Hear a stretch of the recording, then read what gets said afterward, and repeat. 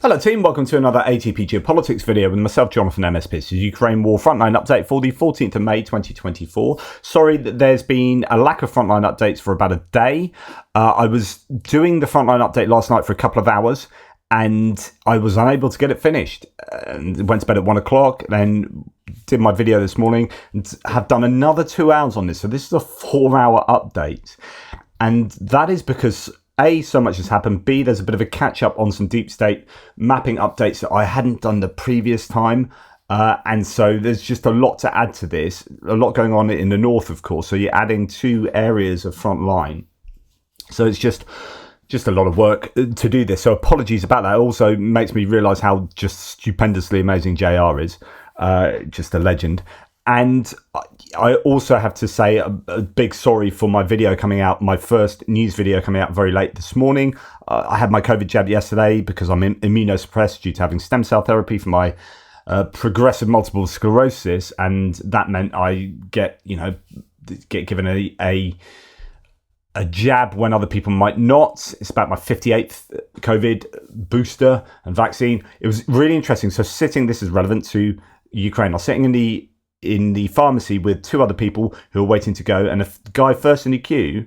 I was wearing my blue Ukraine top with the map of Ukraine set on top of a flag of Ukraine, and he was over there wearing a t-shirt with Ukraine with a flag of Ukraine inside it. I was like, yeah, hey, Ukraine, and sort of quickly got talking. I was like, YouTube channel, obsessed. And then he went and had his jab, and then I was called in and never got to speak any more than that. But I was just like super excited, and also driving 2 days ago in my local village, and it's the second time I've seen this car. It's a Ukraine number plated car that I was following, and it's a Tesla, so there's an interesting conversation there. And it pulled off, and I know where you live. It's a bit stalky, but I'm thinking I'm going to drop round to that house and just say, hello, do you want to talk about Ukraine? But yeah, someone with a Ukraine number plate lives in my village, so that's pretty mad. Anywho, let's get to the Frontline update. If you don't know what the lines on my map mean, please check out the screen at the moment. Pause the video. We're going to go to the north. There's an awful lot of areas that have had updates, and a lot of updates in each of those areas. So this it's a pincushion, this map, and of course, because we've got 3 maps being synthesized into this single map, it means there's an awful lot going on. It's a very busy today at the moment. I am going to actually get rid of, because there are so pins, I know this is going to annoy JR, but I'm going to get rid of the grey zone lines. And by the way, people have asked, well, can you make the grey zone lines a different color? And actually we can't. Basically, there's only so much that can fit on this map now. There's not a lot we can do. So this signifies Andrew Perpetua's grey zone. Ukrainian forces behind here, Russian forces over there. I'm just going to turn it off because there are so many pins today, just to give us a bit of clarity. But anyway, let's have a look. So this is the Kharkiv direction, where, as you can see, all 3 mappers are signifying changes to various degrees. Actually, Deep State Maps has the least amount of changes. Some gains for the Ukrainians on this right-hand side, the eastern side of... that should be blue, by the way, I think. Yes. So anyway, anyway. No, because the Andrew Perpetua has the Russian forward line or defensive line much further forward. But anyway, as you can see, huge amount going on here. Russians have made some fairly significant gains over the last couple of days. So remember, some of these are sort of this is a 36-hour mapping update, so it's maybe a bit more than just a 24-hour advance. And some analysts are now saying that the Russians are slowing down. They said it yesterday as well. I guess the biggest amount of land they took was in the first day, just crossing that border, taking quite a lot.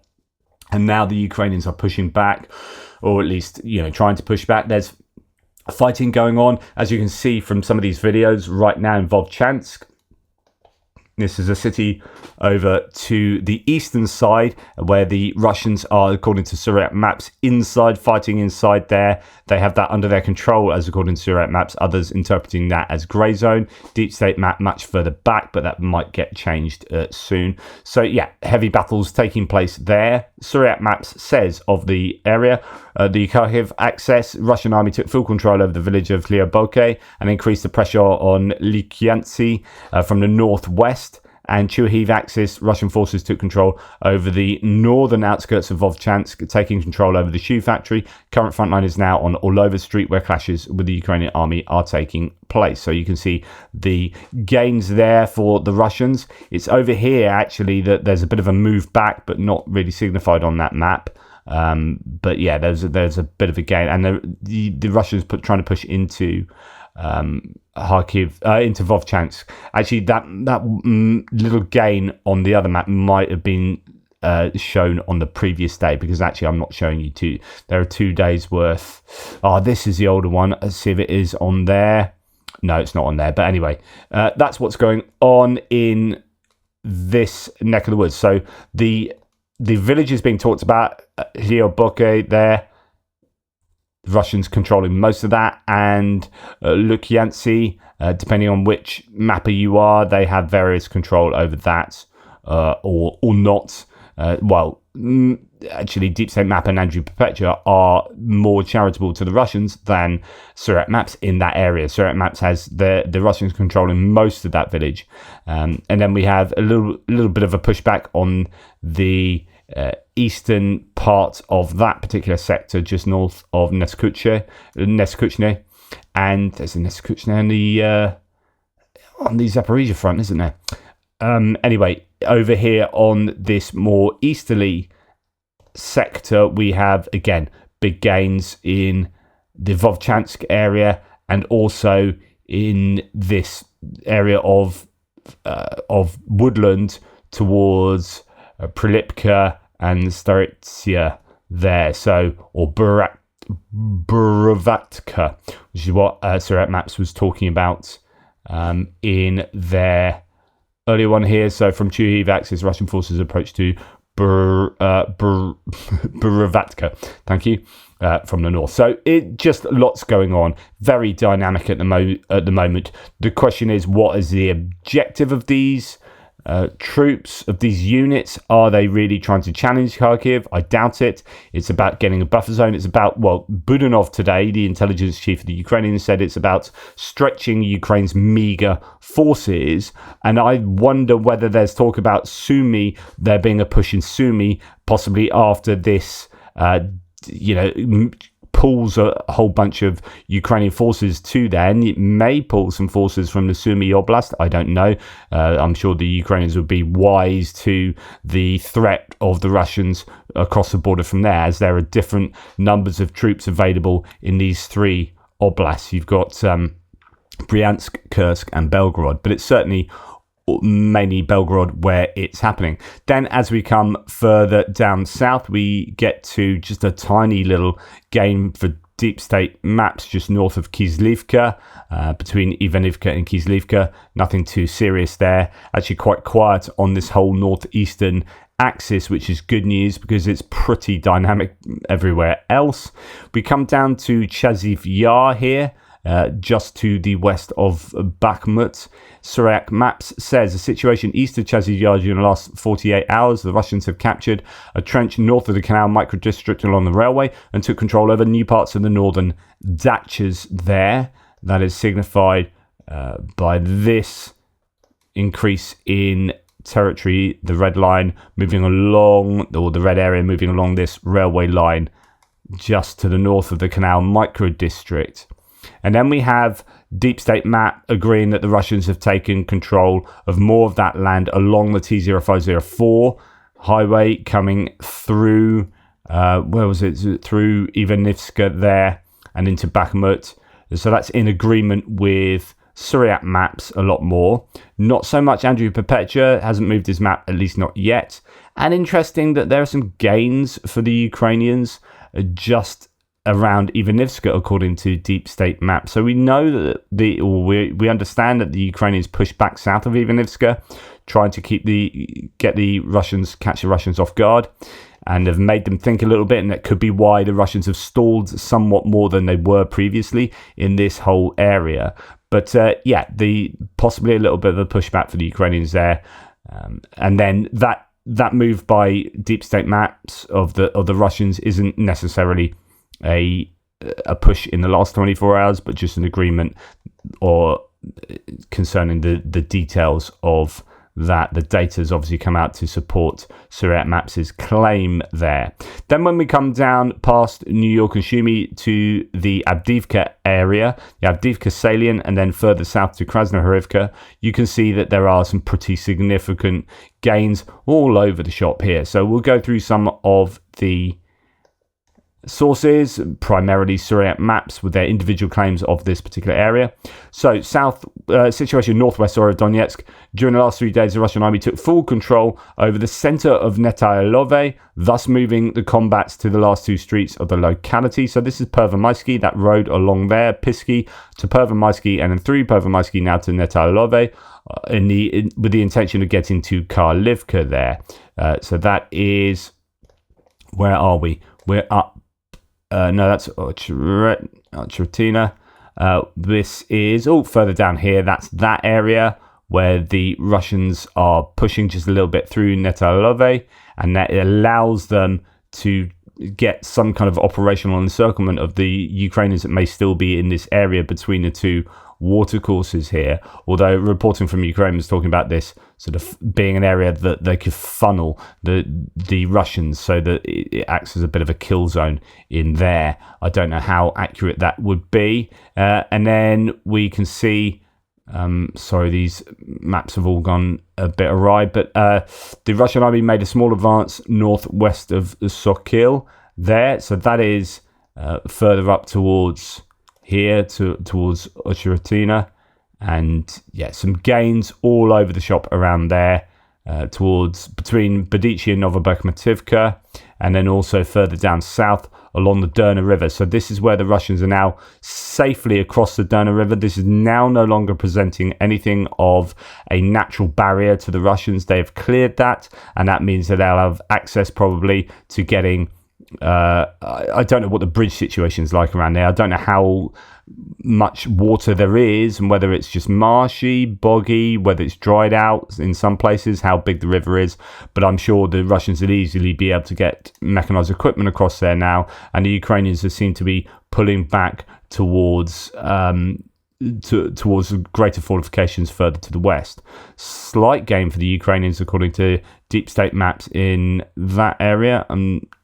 Is that correct? Yes. So they did have the Russian defensive line coming down here, and that's now moved back. I don't know if that's a rejig or the Ukrainians pushing back there. But as you can see, this is challenging all the way down here. Deep state maps, Andrew Perpetua and Suriyat Maps agreeing that the Russians have made wide-ranging advances right along that entire axis.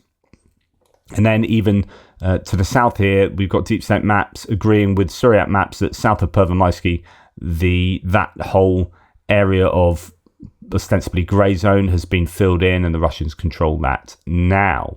Let's go on to see another Suriyat Maps claim here. So this is Semenivka. So that's that Derna River I was just talking about, where the Russians have begun advancing west of Semenivka in order to take the hills located in the gap between Novopokrovska and Umanska. So this is higher ground sitting to the west of the river that comes down here, and doglegs around to the west. This is this kind of source of the river around Bedichi, comes down there, and the Russians have got across the river and are pushing all the Ukrainians all the way back there, having some success in taking some of those heights, as according to Suriyat Maps.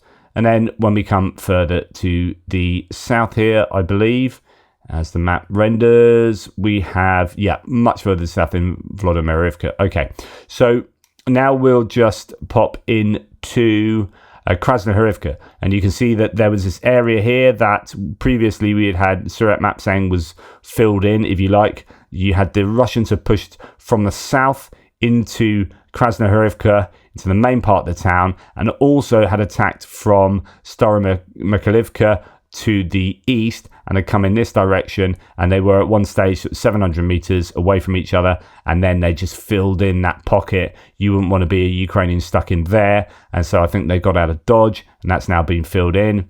And as you can see, wide scale advances for the Russians inside Krasnohorivka and to its east, although no changes for Syriac maps there. But Syriac maps had been much more advanced in those claims, and like I keep saying, as soon as the Russians get to a place, he says they control it. The other mappers, particularly Andrew Perpetua, says, hang on, I'm going to wait until we see whether they do definitely control it. But the direction of travel at the moment is when the Russians do get there, they're not really going to be pushed back out. So it does seem rather inevitable that they will control it anyway.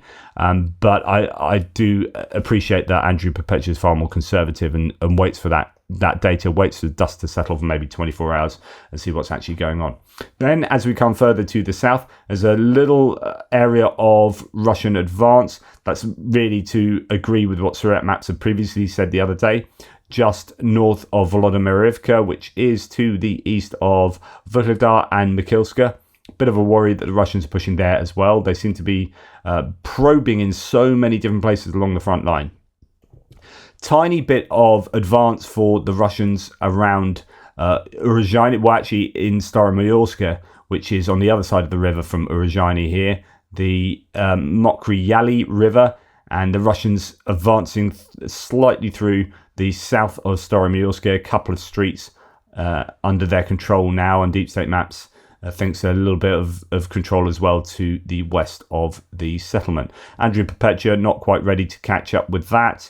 Waiting, obviously, maybe just hasn't done the mapping for that area yet, or waiting for some satellite imagery, waiting for some other information to support that claim.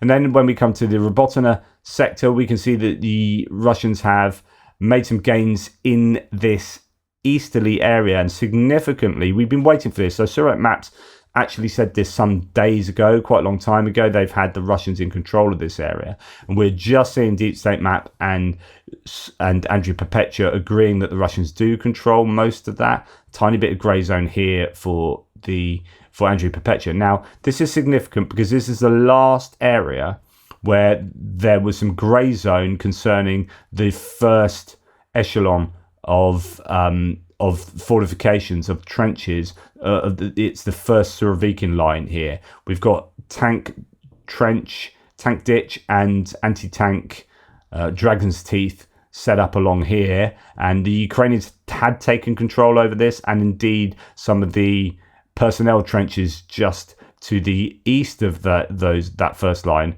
here. But over time, the Russians have pushed back as the Ukrainians finished their counter-offensive and ran out of ammunition and steam and had personnel issues. The Russians have been slowly pushing back, and it's no surprise that this kind of pocket that was left here to the west of Verbove has now come under control of the Russians, at least almost entirely. Maybe a tiny bit of grey zone over some of that trench network there. But no change to the actual Robotyne area, which I suppose is good news for the Ukrainians. Right, then we're going to come down to the final part of the map, which is this island in the river delta further downstream from Kherson. And this is, Nistraya Island? Is that how you say it? Who knows? But this is the island that the General Staff quite, I guess, proudly announced that the Ukrainians had taken control of. And then yesterday, Reporting from Ukraine did a whole video on this, and I thought, I wouldn't have released that video because he was talking about how this is strategically being a bit of an issue for the Russians as the Ukrainians are pushing Kherson, and that might distract the Russians and so on and so forth. And I was like, that's come out on a day. So sometimes it takes a long time to put these videos together. I guess for Reporting from Ukraine, or the graphics and whatnot, you put it together, and actually these areas can be quite dynamic. And by the time he had put that video out, there were claims that the Russians had put a flag in the middle of this island. And we'd already heard for the previous couple of days that they were attacking this island with jet skis and all sorts. And so this seems to be somewhere that the Russians really want to take back as a result of supposedly, I think the flag claim. And again, you can argue whether that definitely signifies control, because the Russians are really good at rushing into a place with a flag, hoisting a flag, and then getting out of dodge. And then you think that they control that, but it's just a large area of grey zone with a Russian flag in it. So that could be what's going on with this island. But as a result of that, Surrey Maps has changed the mapping quite considerably around here so that they have the Russians in control of not only that island in question, but also some quite a large area of the delta just to the south of there. So interesting that the Russians really appear to be hell-bent on retaking that island. I don't know if it has what kind of strategic value it has. Obviously, it's in the mouth of the estuary, and if you want to be able to use boats around here more freely, then that island's going to be fairly key. So yeah, it could be that the Ukrainians might end up trying to push back there. I haven't heard anything about Kharkiv or indeed any other area of the Dnipro River Delta. But I haven't looked at the Institute for the Study of War American Military Think Tank and their daily report, just because it's taken me so long to put this map together. But you can see there's a lot happening at the moment, and not much of it is good for the Ukrainians. The Russians are really pushing to the north. There are various claims about how well the Ukrainians are rebutting this attack. Lots of people saying don't panic, it's all in order, we're defending, etc., etc. But it is going to be challenging there, that's for sure. Just before you go, I'm going to give you some updates and a little bit of an analysis on the fortifications around the Kharkiv area. OSINT Defender said yesterday Ukrainian sources were reporting that overnight several additional brigade-sized elements of the Russian ground forces, consisting of thousands of troops as well as hundreds of tanks, armoured vehicles and artillery, crossed the border from the Belgorod region of western Russia into Kharkiv region of northeastern Ukraine, utilising the multiple bridgeheads that had already been established over the last 48 to 72 hours. Heavy fighting is taking place near Vovchansk and some of these other places. So that's a claim that there's a lot of equipment across the border. I can't verify that. General Staff said battles are underway for Vovchansk. At the moment, the enemy has tactical success. So tactical success meaning localised success, not necessarily operational success. But of course, the operation is made up of lots of tactical activities. So the enemy used significant forces to conduct an offensive on the city of Vovchansk in the composition of up to 5 battalions. It does not count with its own losses. The Russian invaders lost more than 100 occupiers in one day, and only by being killed in this direction. So then there's combat in all of those places mentioned there. And then we have PS01 saying, Kharkiv update, Ukrainians have set up kill zones, let in, cut off and destroy. So that could be what's going on. So this is one claim. The situation in Kharkiv Oblast is as follows. They come from everywhere. From each landing, 30 to 40 boars fall out and enter the city. Street fights are becoming an increasingly frequent phenomenon. We tried to respond to their attacks and advances as quickly and as efficiently as possible. The Russians are trying to bypass the city of B. So far, they are having a hard time doing it. We use a flexible and maneuverable defense, let in, cut off and destroy. A special greeting to the stormtroopers and special forces archangels. Your tricks with civilian clothes and AKSU under the jacket do not work. Interesting. So claims that they're wearing civic clothes to try and cause issues. Of course, that is perfidy, arguably, and a war crime. We try to keep boundaries. The Russians, as a habit, press with meat. Nothing new. Everything as usual. Our artillery is blowing to the full, and so that you can put a pan on the trunk and fry potatoes. But unfortunately, there is no time for that. The report is over. So there is a claim that the Ukrainians are using a lot of artillery, although we haven't necessarily seen the result in terms of visually confirmed Russian losses to a large degree, mechanized equipment losses. Zelensky himself says in the Kharkiv direction, our counter-attacks continue. The direction has been strengthened, in particular Vovchansk and of border areas in general. This is going on to Max 23. We also record enemy activity against Sumy and Chernihiv regions, deep reconnaissance groups and shelling. Of course, we will not leave the Donetsk region without any necessary support. So that's the idea that, yeah, we can pull some troops away, but we don't want to leave Donetsk completely bare. Now, Tatarigami is going to just do a quick thread on fortifications. So there's been a controversy surrounding the situation in the northern areas of Kharkiv Oblast invaded on May the 10th. One of the primary points of contention has been the alleged absence of fortifications. But is it so? we shall see. So given that many of these areas are now under Russian control, sharing some satellite images is appropriate. From these images, you can see fortified and communication trenches in areas near Krasny. Some of these are older Russian positions, while others were built in 2023. While it is true that the placement of some of these trenches might appear unconventional at first glance, I refrain from making comments without knowledge of the defence plan for the area. Trenches can serve various purposes: distraction, communication, defences, etc.